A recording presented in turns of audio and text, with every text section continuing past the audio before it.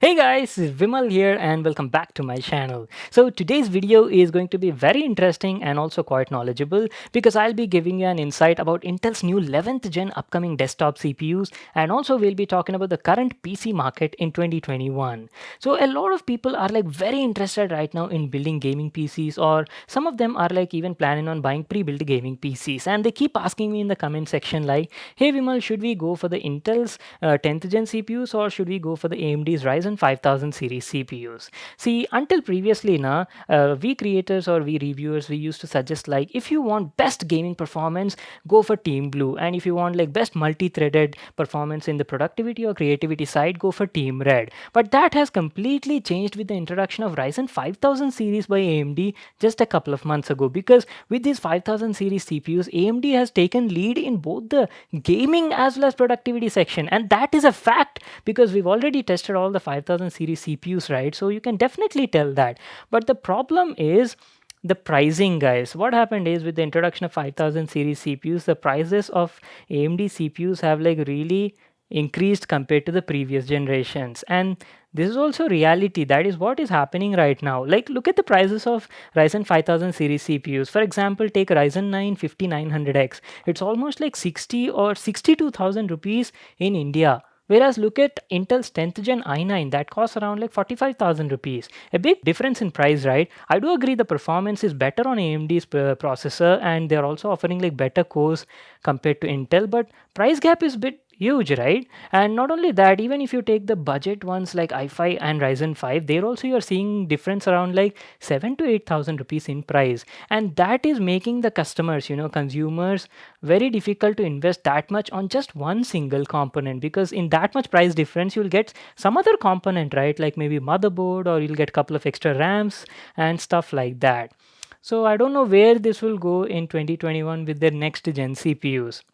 Okay, I know we are going a bit off topic, so let me keep that aside and let me tell you that Intel is coming up with a brand new 11th gen Rocket Lake as CPUs, guys, and that is like very close. They'll be launching these CPUs in like 2 months, I guess, from today. That'll be in March end or April first week, guys. So I'm like super excited. And Intel actually like 2 or 3 days ago gave us a preview, like an insight about their upcoming 11th gen CPUs. Again, mind you, this is just a preview, guys, not like full launch or anything. They've shown us like what you can expect from these next gen CPUs, and they've also shown us like specs and details about the next gen Core i9 11th gen CPU, guys. So I'll be telling you all that in this video. So what you can expect from these new 11th gen CPUs. See, again, sorry to disappoint you this time, but 11th gen i9 or maybe all Intel CPUs are still based on the 14 nanometer process only. I was like really expecting to see 10 nanometers, but Intel couldn't do that. They're still stuck on 14 nanometers only. But the good thing is they're like trying to squeeze out maximum performance possible out of this, because they're going with a new core architecture. It's sort of like a hybrid design where they are trying to squeeze out as much as possible from 14 nanometer chipset. So from these 11th gen new core architecture CPUs, you can expect up to like 19% IPC improvement. 19% is no joke, guys. That is like a big improvement. IPC stands for instructions per clock, and let me tell you, that is really awesome. I'm like really surprised because they're still on 14 nanometers only. They haven't changed the process also. Like, how did they get that much improvement? This is like very curious. And along with this improvement, guys, there's one more thing. They'll be offering you up to like 50% better integrated graphic performance on these new CPUs, 11th gen CPUs. So that is also something I'm really looking forward to. And because that will be using their new XE graphics, right? So you might have already seen that on the new 11th gen laptops that I've been reviewing since a couple of days. And along with that, they'll also be introducing something known as Intel Deep Learning Boost, which is like a integration of AI for improved AI performance. So these are the things that you can expect. Apart from this, they also gave us an insight at the spec sheet of their upcoming 11th gen Core i9, guys, which is the 11900K. So 11900K is again their flagship gaming CPU, and with this CPU, Intel is trying to claim back their title of world's fastest gaming CPU ever from AMD's Ryzen 9 5900, guys. So this time, what I'm surprised is this 11900K is an 8 core 16 thread CPU. Like if you look at their 10th gen CPU, the Core i9 10th gen 10900K, that was 10 core 20 threads, right? I'm really surprised, like why did they come down from 10 cores to 8 core 16 thread? Now I do have a logical explanation, which is my guess, not exactly, because we still don't know about the exact details, right? I'll be coming there in a moment. And if you talk about the clock frequencies, the clock frequencies are also higher clock frequencies only. We can expect a base clock frequency of around like 3.5 gigahertz and a max boost clock frequency of around 5.3 gigahertz. And this time they're also supporting like faster memories compared to their previous gen. You can expect DDR4 3200 megahertz support, guys. Previously it was not up to this.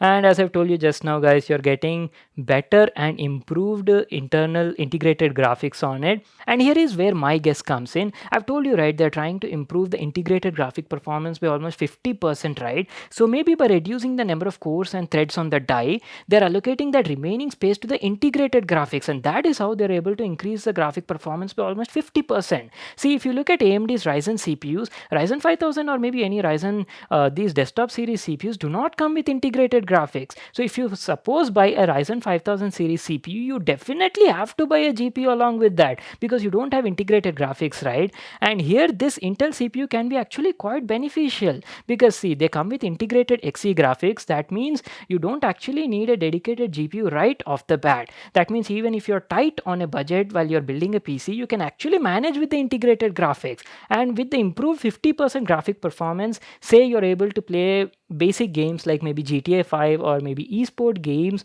at 1080p resolution with decent frame rates, say suppose 40 to 50 FPS, a beginner or maybe a person who's tight on a budget doesn't need a GPU at that moment, right? Can be very beneficial from this thing. So this is something I'm really looking forward to.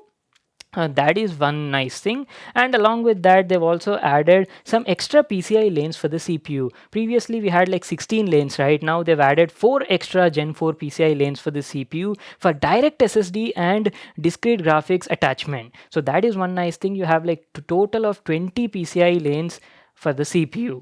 And yes, with the introduction of these new 11th gen CPUs, they come with the brand new chipset as well, 500 series chipset. So you'll definitely expect a couple of Z590 motherboards as well during the launch of Intel's 11th gen CPUs. And one more good thing is these brand new Intel CPUs are like backwards compatible. That means you can install these CPUs on 400 series motherboards as well, just with a simple BIOS update. But yes, you'll still lack those 4 extra PCI lanes you'll be getting extra for the CPU on the 500 series motherboards. But if you're tight on budget, that is not an issue. You can still adjust with your 400 series motherboards. So that's it, guys. These are all the stuff that we got to know about the upcoming 11th gen Intel CPUs, Rocket Lake S CPUs, and also the 500 series chipset motherboards.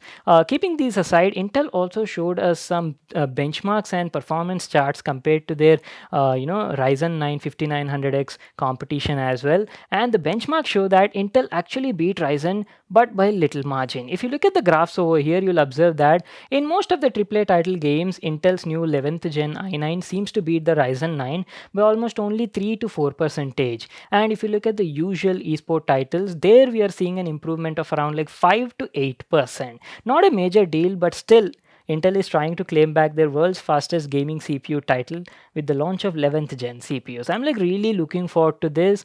We still didn't get the full details, as I've told you, because they're not officially launched, right? We just got to see an preview of this 11th gen upcoming CPU. So I'm having high hopes. Crazy thing is Ryzen 9 5900X is a 12 core 24 thread CPU, whereas this new Intel's 11th gen i9 11900K is only like 8 core 16 thread CPU, and this is actually beating Ryzen 9. That is really surprising. Apart from i9 11th gen, they didn't give us insight about any other CPUs like maybe i5 or i3 or i7. They didn't show us any information. We still have to wait for that. So what my thinking is, see, if i9 is an 8 core 16 thread CPU, then what about i7? Will it be lower core count? Or what I'm thinking is maybe they'll keep the core same as i9, like 8 cores only, but they'll reduce the number of threads on i7. Like maybe they'll go down to 12 threads or I don't know. Like, these are all my guesses. We still have to wait for the official launch and then only we'll get to know. Very interesting, guys. The only thing I'm concerned is about the pricing. Only if Intel could get the pricing right, I'm telling you right, Intel could definitely gain edge over AMD. Because see, AMD's prices are like really high and people are finding it difficult to afford them, even though AMD offers like better performance. So this is Intel's chance to prove themselves and beat the competition. So, guys, what do you think about the current competition that is going out? And are you excited about Intel's 11th gen desktop CPUs? Let me know in the comment section down below. Would you prefer waiting for the Intel's 11th gen CPUs, or are you interested in AMD's Ryzen 5000 series CPUs? Let me know, and I'll be really happy to read all your comments. So, that is pretty much it, guys. This is what I wanted to share with you all. And before I wrap up the video, I forgot to show you what Intel has actually sent us. So, for the launch of 11th gen, Intel has sent us a special package, and in this box we got a plate over here that says Intel 11th gen Intel Core processors, breaking the boundaries of performance. And then you got a Intel logo here with a copper chip, copper chip placed at the center. Very nice. Is this an invite? I'm not sure. And below that it says that there were only 400 pieces of these ever made in the world, and the one they sent me is a 296th unit, presented to Vimal Chintapatla. Thank you Intel for this, I really like it. So guys, if you all enjoyed this video and had fun with this conversation, make sure to give this video a thumbs up and subscribe to my channel for more such awesome videos. And I'll see you all in my next one.